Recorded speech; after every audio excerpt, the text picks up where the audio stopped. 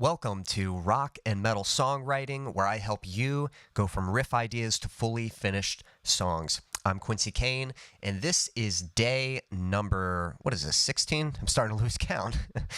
This is day number 17 of our, day 17 of my 20-day songwriting question challenge. Today's question is, how do I program metal drums for guitar riffs? That's what we're going to be diving into today. If you have a question yourself, feel free to leave it in the chat, or if you're watching on the replay, just leave a comment and I'll do my best to get back to your question. But today's question, how do I program metal drums for guitar riffs? So I'm going to be bringing up my software so that we can see it. Let me get that brought up. Here we go. And you should still be able to see me. So I've got it pretty simple here. This is my recording software. I'm using Logic Pro 10. There's a lot of different ones you can use. These purple tracks that you're seeing here, those are some guitar riffs that I recorded, just some quick riffs that I recorded. And then these green tracks that we're seeing up here, this is actually our MIDI data, which is going to be used for programming the drums. Now, real quick, this is going to be a very short live stream, and so it's not going to be a full in-depth drum programming thing. I'm certain I'm going to make a video about drum programming in the future. So definitely let me know if you'd like to see that, and I'll get that made for you. Ask any questions related to that. But this is kind of under the assumption that you have some idea of how to use drum software programs, and you just need help writing them specifically for your guitar riffs, rather than just grabbing a pre-made beat or a drum loop that someone else made and then trying to get that to work with your song. This is how do you actually program your own drum beats, and how do you get custom beats that can work for your song. So that's kind of what we're looking at today. And I'm going to try my best to keep this simple, but let's dive into it. First off, this is kind of a good tip right here, is whenever I'm writing a song, a lot of times I'll just focus on a single guitar and the drums. That's it. I'll just kind of record my guitar riff, the main rhythm guitar, and I'll find a drum beat that works with it. And once you can get these two working really well together, it makes it a lot easier to fit in the other parts of the song. This is kind of like the foundation of your rock or metal song. So let's dive into this first example here, and I'll kind of explain what we're going to try to do. So let's listen to the first riff. Here we go. So this first riff is kind of just a very aggressive, consistently palm muted, just chunk, chunk, chunk, chunk, just very, very chuggy and very, like a lot of drive, a lot of forward momentum to this riff. You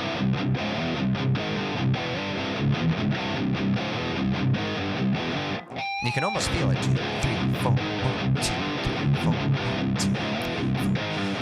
So if you can feel that rhythm, that kind of like head bobbing, foot stomping kind of feel, that can help you, that can aid you when it comes time to programming drums.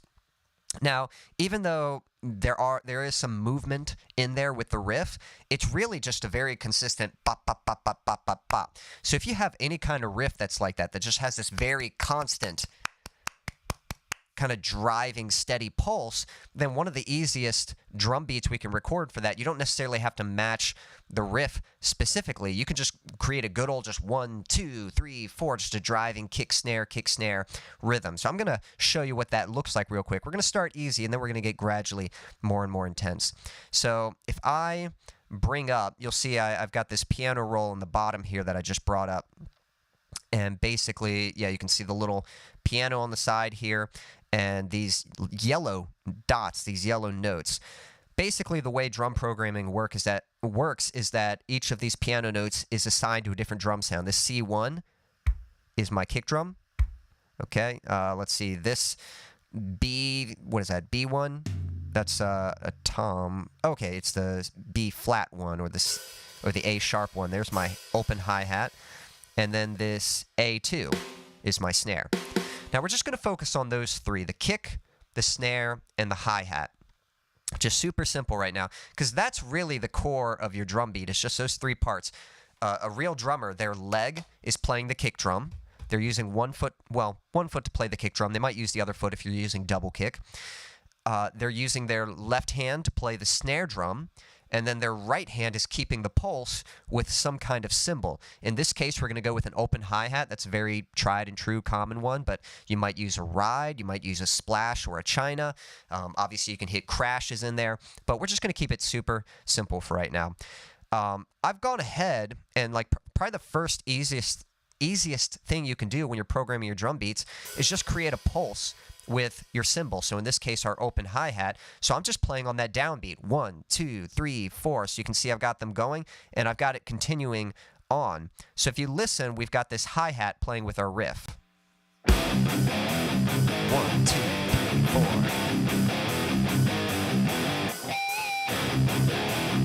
And just hearing it by itself, it almost sounds like the intro of a song, like it hasn't fully kicked in yet, but like you're about to kick it off. So that's the fun thing about programming drums, is you might get ideas even when you're not finished yet. When you're just kind of hearing the little pieces you have, it might inspire other variations that you can create throughout your song.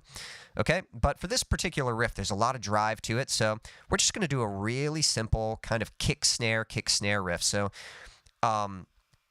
a lot of times, the main thing that the drums are going to do to complement the riff is it's going to be how your kick and your snare fit with the riff. It's going to be some kind of alternate pattern between kick, snare, kick, snare. There are times where the kick and the snare will hit at the same time. Even this particular beat, you can make the kick and the snare hit at the same time. But most of the time, the two parts are going to be alternating. It's always going to be some kind of alternation between kick, snare, or something of the like. So I'd say the first thing to really figure out is what kind of feel do you want for this song? Like if you were to clap your hands, are we going like more of a steady, like 1, 2, 3, 4, 1, 2, 3, 4, 1, 2, 3. So it kind of feels a little more like a breakdown kind of thing. Are we going like really thrashy? 1 and 2 and 3 and 4 and 1 and 2. Are we going all blast beats? 1, 2, 3, 4. You know, what do you want to do? In this case, I feel this kind of stomp clap kind of feel. So we're putting that snare on the 2 and the 4. 1, 2, 3, 4. 1, 2, 3, 4. So let's go ahead and do that real quick. Our snare, let me find it. Yeah, right there. So that's on the 1. Let me drag this over. Here's the 2 right here. And this is just a grid. I'm comfortable with using this. I know this might be hard if this isn't how you typically program drums, but I can see the grids here. 1, 2, 3, 4. So here's the first beat, 1. Here's the sub beats, and then here's the next down beat. That's 2. Next sub beats, there's 3. We're going to skip that, and then here's 4 right there. So we're putting another snare. All right, so let's listen to that first bit. Okay, I must have programmed them somewhere else, or I programmed them somewhere quiet, because, yeah, I see what happened. They're not on snares. There we go. Let's try that again. Okay, hear that kind of upbeat, like, oh, that brought some energy to it, okay? So that was the first part, and then we could put the kick in between that. So if the snare is on the 2 and the 4, the kick is going to go on the 1 and the 3. So we're alternating 1, 2, 3, 4. 1, 2, 3, 4. So we've already got one kick on the 1. We can skip this 2. There's our 3 right there. So listen how that beat's going to alternate. There we go. Now I'm going to go ahead, for quick time's sake, just delete that. And I'm just going to copy and paste this. So you got that beat, and we're just going to copy and paste it. And let's listen to what this sounds like so far. Alright, it's kind of got some energy to it, some drive to it. Now, what you could do, you might like that, or you might want a little more kick. You could actually keep that kick on all the downbeats. So the kick is on the 1, the 2, the 3, and the 4. So I'm going to demonstrate what that sounds like real quick. So same beat, all I did was just add some extra kicks. So now the kicks are playing on the same beats as the snares. All right, here's what that sounds like.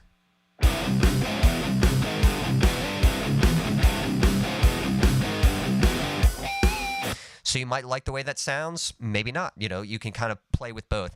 And obviously, keep in mind that this is just a single guitar and the drums right now. It's going to sound even better once you add your bass in there. But if you get these two fitting pretty good, then, yeah, like I said, it's going to sound even better once you get the other layers added in there. These driving beats are also really good if you want to add some double bass into your stuff. So that's a lot of fun to do sometimes. So if you want a little more intensity, we can start with, let's see.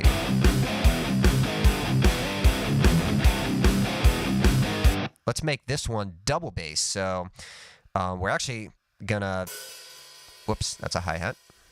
Let's go back to our kick. Yeah, we're just gonna add a kick on all of these. Now, when you're programming drums, again, the focus of this lesson is not realism, so I'm not gonna dive into that. If you just did it like I'm doing it right now, it's probably not gonna sound super realistic, but there are things you can do to make your drums sound more realistic. There are ways to program them and refine them so that they sound a little more realistic and not quite so robotic. But yeah, you can just add some double bass in there, and that can be a really cool effect. Oh, and one more thing I remember. Let's kind of set up that double bass. So we've got the single kicks, kick, kick, kick, kick, kick, and then let's double them up, kick, kick, kick, kick, kick. Okay, so like on the second one, 1, 2, 3, and 4, and so we're just adding a few more kicks on those upbeats now. So that's 1, 2, 3, and 4, and the ands, 3 and 4, and that's the upbeat because it's happening in between the downbeat.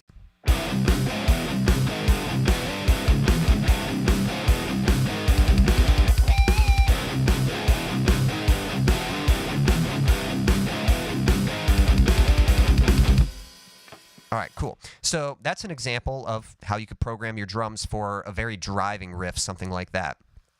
All right, let's move on to a different riff. This one has a more distinctive rhythm. So let's listen to the guitar part first, and then I'll show you how you might approach programming drums for a riff like this.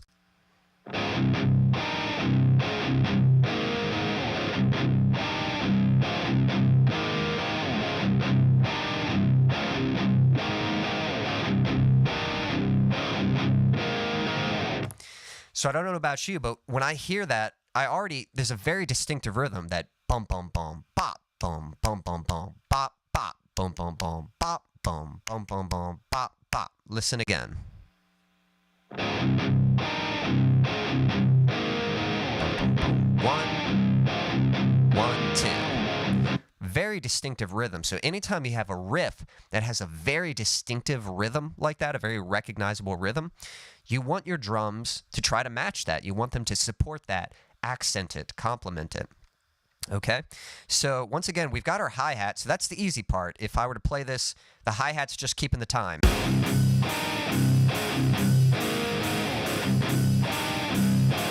So again, that right hand is pretty simple. You're just keeping the pulse of the song. So it's really just the kick and the snare that we need to figure out. So we've got that very distinctive bump, bump, bump, bop. Now, I don't know if you heard that. It kind of sounds like it goes higher. Bump, bump, bump, high, bump, bump, bump, bump, high, high. You can kind of use that as a cue for your drums. Kick, kick, kick, snare, because the snare sounds higher than the kick. So kick, kick, kick, snare, kick, kick, kick, kick, snare, snare, kick, kick, kick, snare, kick, kick, kick, kick, snare, snare. So once again, it's still a variation of just alternating kick, snare, kick, snare. We're matching all those beats, but we just need to, how do we choose which ones are going to be kicks and which ones are going to be snares? Well, once again, if we count this, 1, 2, 3, notice that high beat is on the 3. 1, 2, 3, 4, 1, 2, 3, 4, 1, 2, 3, 4, 1, 2, 3, 4. So we can put our snare, unlike the other song where the focus was on the 2 and the 4 with the snare, this song the focus is going to be on the 3. So if we count the beats, 1, whoops, let me grab the snare. 1, 2, 3. That's where we want our snare. Yeah, you hear that? Hear that? That snare matches with that high chord that the guitar hit. Okay? Now what's cool, this is what makes it metal, or this is what makes it rock, is that it's very common in rock and metal for the kick to match almost every hit that the guitar is playing. That's not a rule. It's not like you have to do that, but that's very much a distinctive sound of metal, is having that kick pattern, bum, bum, bum. Because you could just play, 1, 2, snare. You could just play, like, let me add a kick on the 2. Just a simple beat like, just 1, 2, 3, 4, 1, 2, 3. You could do something like that, but what really makes it have more of that metal sound is matching those hits, that dun, dun, dun. So we want to do that. Kick, kick, kick. So that's 1, and 2. Then we have this snare and then a kick. Kick on the 4. All right, there we go. And then we're going to do the same thing, 1 and 2 on this next one. If I can find... Oh, you know what? Yeah, sorry about that. Got a little mixed up. All right, and then same thing, 1 and 2. And then we're going to do 3, 4, snare, snare. So that's going to be on A2. There we go. Yeah, sometimes it's hard to spot it on here. That's where we want it, right there and there. All right, listen to that.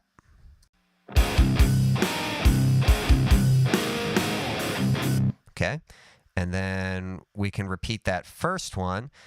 Now, you have 2 choices. You could either do the 2 snare hits, which sounds pretty cool, or you could do a snare kick. And basically the way I would explain that, yeah, let me... All right, I'm going to take this beat. So we did the snare on the 3 and the 4. 1, 2, 3, 4. But the most important thing, like the main foundation of this rhythm, is that 3, the snare hitting on the 3. So we could take this snare on the 4 and move that down to a kick. It doesn't have to be on a snare. As long as we have a snare on that 3, we're getting the same foundational rhythm that we've already established. And so we could add a kick in place. And that can create kind of a cool sound and like a nice variation. So that's the thing too. It's not like there's only one beat that will work for your song. You can try different variations, and oftentimes that's what I'll do is I'll just make little demos and try different drum beats, and I just narrow it down to my favorites. And usually there's one main beat that I'll pick, but sometimes there might be an alternate version that works well for another section of the song, maybe like your second verse, or maybe as the verse continues, you start bringing in some variation just to keep it interesting. So let's have a listen to how this drum beat is fitting in with the riff.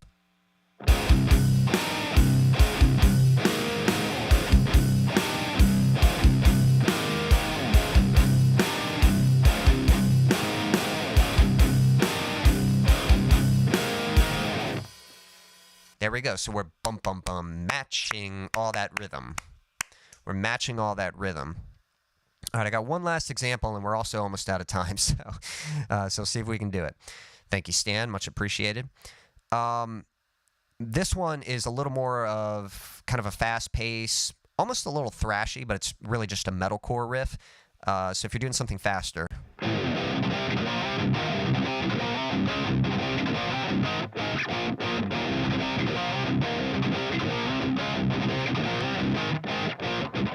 So if you're trying to program for something like that, it might be a little intimidating because it sounds fast. But once again, let's take the steps back. We know that the right hand is just going to keep the time. So that's what our hi-hat is doing. It's just keeping the pulse. 1, 2, 3, 4. So that's easy. We got that knocked out.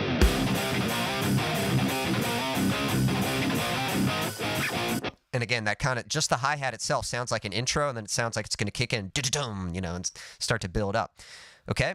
I'd say the next thing to figure out is the snare pattern. What's a good snare pattern? And usually, if you have a good sense of rhythm, it's where you want to clap when you're listening to a song like this. So when I'm listening to this riff, let me play it real quick.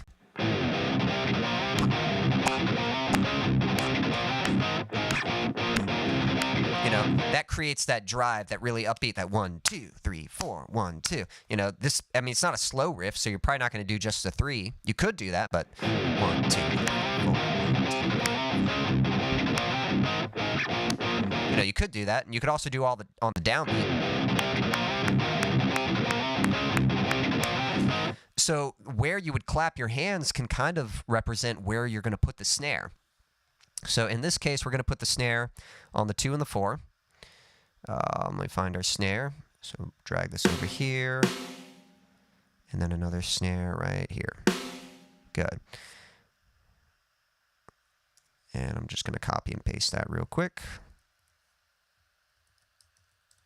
So here's the snare on the 2 and the 4.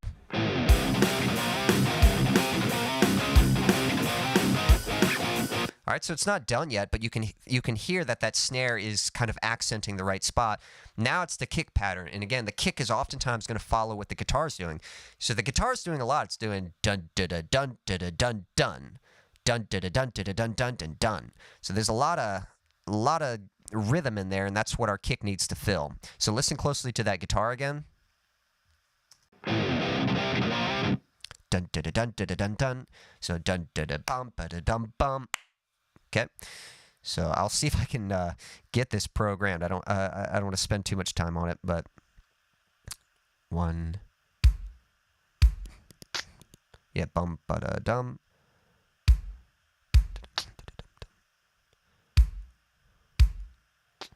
There we go. I think that's what it is. So I think it's kick, kick, kick, snare, kick, kick, kick, kick, snare, kick.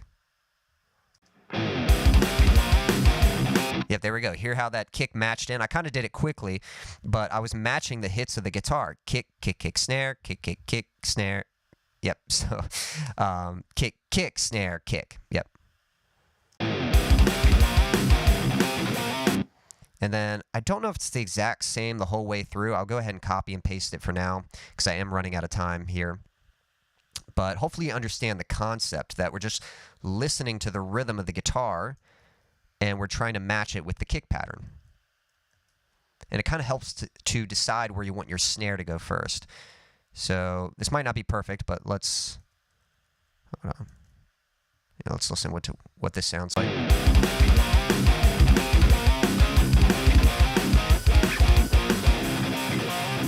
So definitely pretty good. Section like this, downbeat could work, so you could do a snare on all the downbeat. Bop, bop, bop, bop. And let's see what we would do here. And then basically, all right, so see what I did? I added the snare to the downbeat. So now there's snares on the 1 and the 3. So we don't want our kick on that 1. We don't want the kick underneath. That's going to sound awkward. And we don't want the kick on the 3. So we're going to get rid of that. So snare, kick, kick, snare, kick, kick, snare, kick, snare, kick. And let's see what that sounds like. And then I've got one more example for you.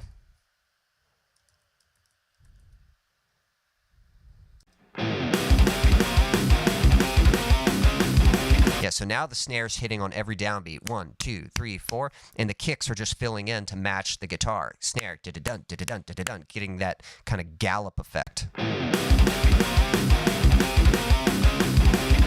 And then one last thing, if you just want to go all out mayhem, just turn these all into double basses. So when you're doing double bass, that's where it's okay for the snare. Well, that's where it's okay for the snare and the kick to play at the same time. I'm not saying it's never okay for them to play at the same time. I'm just saying that most of the time they're going to alternate. They're not going to play at the same time. But yes, if you're doing double bass, then it's okay if your kick and snare are playing at the same time. That's kind of inevitable because when you're playing that fast with your feet, you're not going to be able to leave it out. It'd probably sound weird also if you did leave out the snare or leave out the kick, just leaving space for the snare.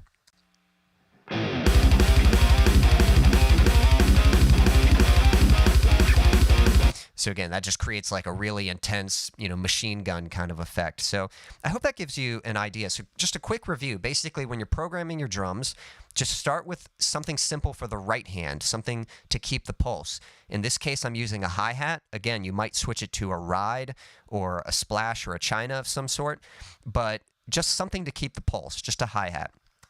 And then the next thing, try to identify where you think the snare needs to hit. Because the snare is either going to hit very sparingly, maybe just on the 3. 1, 2, 3, 4, 1, 2, 3.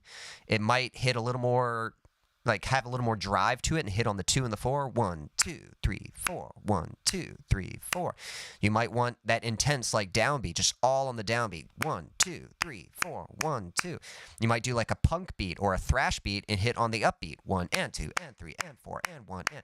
So if you can identify where you want your snare at, that fills in a lot of the space, and then all that's left is fitting your kick in there, and you're trying to get your kick to match the movement of what the guitar is doing. You're trying to get to match the same hits the guitar is playing, without playing at the same time as the snare. So it's basically alternating kick, kick, kick, snare, or whatever the pattern might be. You're alternating from the kick and the snare, but matching the same rhythm that the guitar is creating from the riff. So hopefully that gives you an idea of how that works. That's right. Yep, Stan was saying that was rolling. Yep, that's metal, man. All right. Well, that's going to be all for today. Again, if you have any questions, you can just leave a comment, and I'll do my best to get back to them. If you feel like you're ready to take your songwriting to the next level and would like to work one-on-one with me, there's a link in the description to apply for a free coaching call. That's all for today. Until next time.